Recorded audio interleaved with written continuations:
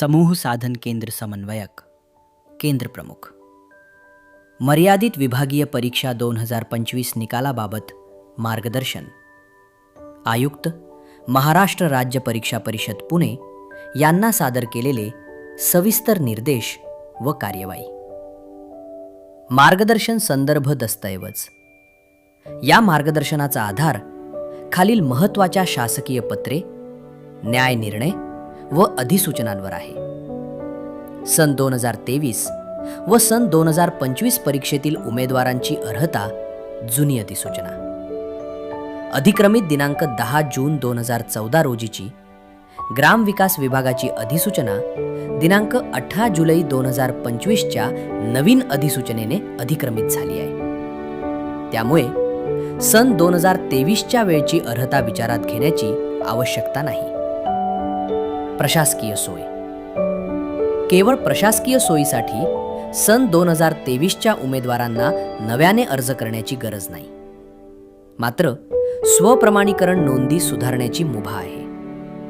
समान अटी व शर्ती. सन 2023मध्ये अर्ज केलेल्या उमेदवारांना सन 2025च्या परीक्षेसाठी विहित केलेल्या सर्व अटी व शर्तींची पूर्तता करणे अनिवार्य आहे. TET अनिवार्यता व सर्वोच्च न्यायालयाचा न्यायनिर्णय. सर्वोच्च न्यायालयाचा न्यायनिर्णय सिव्हिल अपील क्रमांक 1385/2025 मध्ये माननीय सर्वोच्च न्यायालयाने दिनांक 1 सप्टेंबर 2025 रोजी TET अनिवार्यतेबाबत महत्त्वपूर्ण न्यायनिर्णय पारित केला. या परीक्षेची प्रथम अधिसूचना दिनांक 29 सप्टेंबर 2025 रोजी निर्गमित झाल्याने हा न्यायनिर्णय या परीक्षेस लागू होतो. अधिसूचनेतील तरतूद. परिच्छेद 4.5 वेळोवेळी निर्गमित शासन निर्णय व माननीय न्यायालयाच्या निर्देशानुसार पात्रतेत बदल होऊ शकतो अशी तरतूद अधिसूचनेत करण्यात आली होती. माननीय न्यायालयाच्या निर्देशानुसार महाराष्ट्र शिक्षक पात्रता परीक्षा TET उत्तीर्ण होणे अनिवार्य आहे. विधी व न्याय विभागाचा अभिप्राय. दिनांक 19 जानेवारी 2026 रोजीच्या पत्रान्वये स्पष्ट करण्यात आले आहे की TET उत्तीर्ण असणे व पदोन्नतीसाठी आवश्यक अन्य अर्हता धारण करणे या दोन्ही अटी पूर्ण करणारेच शिक्षक पदोन्नतीसाठी पात्र आहेत. त्यामुळे 2 वर्षांच्या कालावधीत TET उत्तीर्ण होण्याच्या अटीवर अंतिम निवड सूचीत समावेश करण्याचा प्रश्न उद्भवत नाही. मुद्दा 3. पात्रता दिनांक व TET उत्तीर्ण उमेदवार. महाराष्ट्र राज्य परीक्षा परिषदेच्या दिनांक 4 नोव्हेंबर 2025 रोजीच्या सुधारित अधिसूचनेत नमूद करण्यात आले होते की या परीक्षेसाठी दिनांक 1 जानेवारी 2026 रोजीची पात्रता विचारात घेण्यात येईल. पात्रता दिनांकाचा अर्थ दिनांक 1 जानेवारी 2026 रोजी प्रशिक्षित पदवीधर शिक्षक प्राथमिक किंवा प्रशिक्षित शिक्षक प्राथमिक या संवर्गातील उमेदवारांची त्या पदावर किमान 6 वर्ष अखंडित सेवा पूर्ण झाली आहे किंवा कसे, केवळ इतकीच बाब विचारात घ्यावयाची आहे. जानेवारी ते फेब्रुवारी 2026 मधील TET उत्तीर्ण उमेदवार माहे जानेवारी ते फेब्रुवारी 2026 मध्ये TET उत्तीर्ण झालेल्या उमेदवारांचा समावेश निवड सूचीत करण्यात यावा. पात्रता दिनांक केवळ सेवा कालावधीशी संबंधित असल्याने TET उत्तीर्णतेची तारीख वेगळ्या निकषाने तपासावी. मुद्दा 4. परीक्षेसाठी पात्र उमेदवारांचे 2 संवर्ग.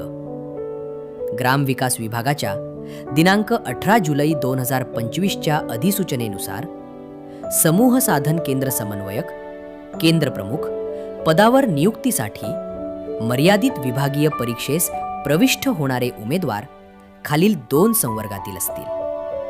अ. प्रशिक्षित पदवीधर शिक्षक प्राथमिक. नियुक्ती. उच्च प्राथमिक शाळेत. किमान शैक्षणिक अर्हता मान्यताप्राप्त विद्यापीठाची पदवी. व्यावसायिक अर्हता D.Ed/B.Ed.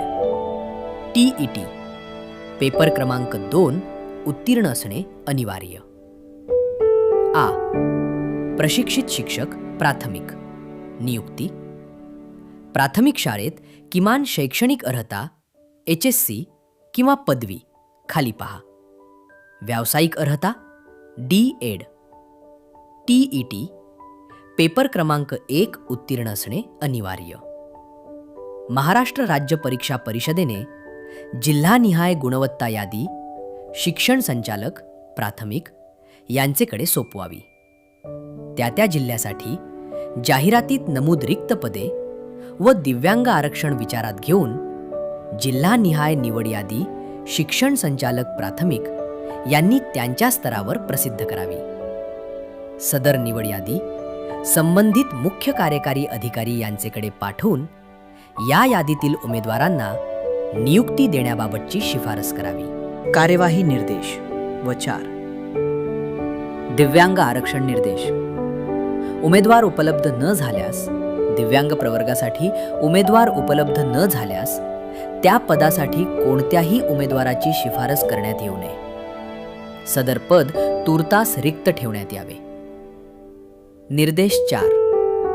रिक्त पद भरण्याबाबत दिव्यांगांसाठी आरक्षित असलेले व रिक्त राहिलेले पद सर्वसाधारण पात्र उमेदवारांमधून गुणानुक्रमे भरता येईल किंवा कसे, याबाबत सामान्य प्रशासन विभाग व दिव्यांग कल्याण विभागाच्या अभिप्रायानुसार यथोचित वेळी शासन स्तरावरून सूचना निर्गमित करण्यात येतील. सारांश. निकाल अंतिम करण्यासाठी एकत्रित कार्यवाही. अर्हता निश्चिती सन 2023च्या उमेदवारांना सन 2025च्या सर्व अटी व शर्ती लागू. जुनी अधिसूचना अधिक्रमित असल्यानं तत्कालीन अर्हता विचारात नको. TET अनिवार्यता. सर्वोच्च न्यायालयाचा न्यायनिर्णय दिनांक 1 सप्टेंबर 2025 लागू. TET उत्तीर्ण व अन्य अर्हता धारण करणारेच पात्र. जाने-फेब्रुवारी 2026 मधील TET उत्तीर्ण उमेदवारांचा समावेश करावा. गुणवत्ता व निवड यादी. परीक्षा परिषदेनं जिल्हानिहाय गुणवत्ता यादी शिक्षण संचालक प्राथमिक यांना सोपवावी. निवड यादी जिल्हा स्तरावर प्रसिद्ध करून मुख्य कार्यकारी अधिकाऱ्यांना शिफारस करावी. दिव्यांग आरक्षण उमेदवार उपलब्ध नसल्यास पद रिक्त ठेवावे. रिक्त पद सर्वसाधारण उमेदवारांमधून भरण्याबाबत शासन स्तरावरील सूचनांची प्रतीक्षा करावी.